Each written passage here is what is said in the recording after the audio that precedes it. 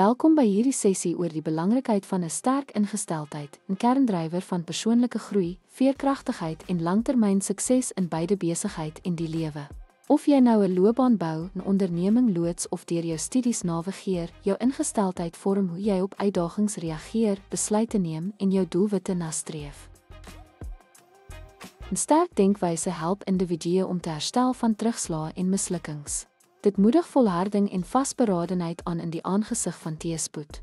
Vertroue gewortel in 'n sterk ingesteldheid, bemagtig individue om risiko's te neem, hul besluite te vertrou en geleenthede na te streef sonder vrees vir mislukking. 'n Sterk ingesteldheid bevorder voortdurende leer en selfverbetering. Dit moedig individue aan om uitdagings as geleenthede vir groei te sien.